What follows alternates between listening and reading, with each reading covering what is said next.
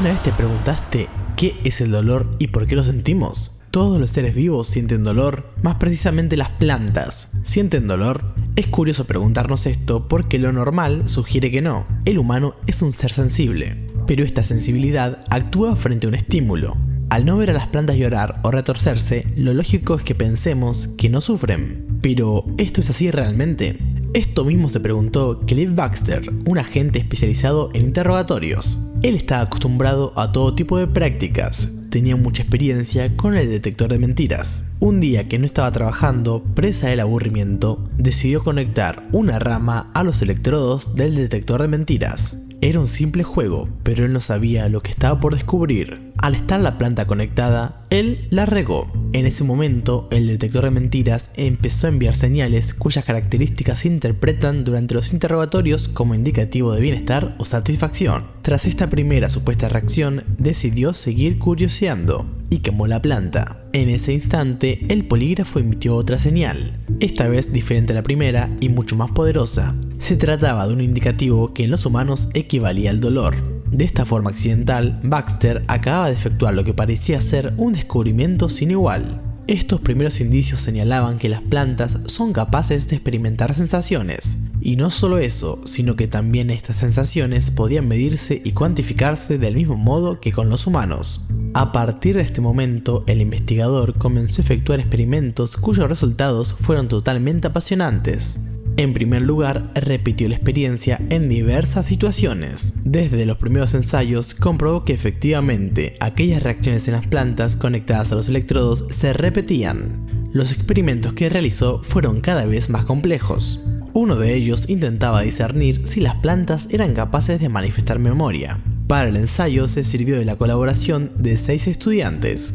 Uno de ellos tenía que matar a una planta en presencia de otra que sobrevivía. Esto lo tenía que hacer cuando no hubiera nadie más dentro de la sala. Y también tenían que ocultarle la información de quién fue el asesino al propio Baxter. El objetivo del experimento era demostrar si la planta podría o no identificar al asesino.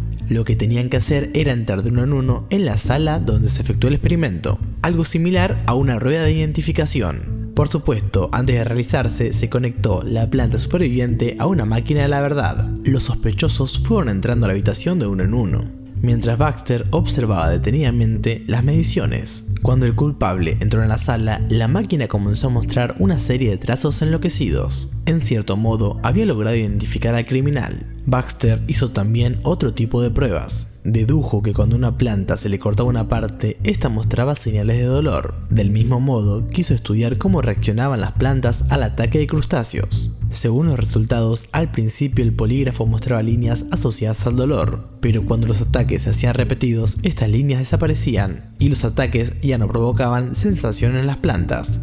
Es como si éstas se acostumbraran al daño, o como si los vegetales establecieran unos mecanismos de defensa. Estos supuestos descubrimientos le dieron a Baxter mucha fama y apareció en muchas revistas, pero lamentablemente no en revistas científicas, y a que sus experimentos no fueron aprobados por la comunidad científica. Lamentablemente, las explicaciones de Baxter eran pobres. Según los científicos, el polígrafo estaba respondiendo a cambios en la humedad y a electricidad estática acumulada. En todos los intentos de los científicos de replicar los experimentos de Baker, obtuvieron resultados totalmente diferentes. Esto sumado a que hasta el día de hoy no se ha encontrado evidencia de que las plantas tengan un sistema nervioso, dejó sin acreditación a Baxter, y muchos opinan que es solamente un charlatán. Siempre surge esta duda frente a hallazgos teóricamente revolucionarios que no son aceptados por la comunidad científica. Sucede que una de las bases de la ciencia es que el experimento revolucionario pueda ser comprobado por cualquier persona en cualquier parte del mundo.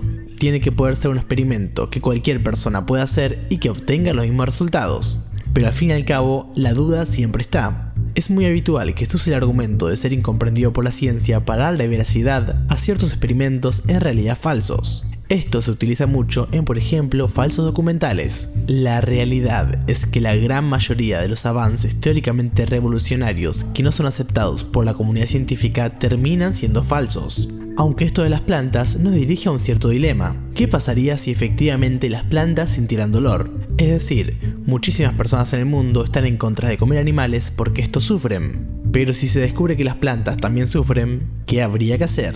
Quisiera saber tu opinión. Si el video te gustó, dale me gusta y no olvides suscribirte a Usted Está Aquí.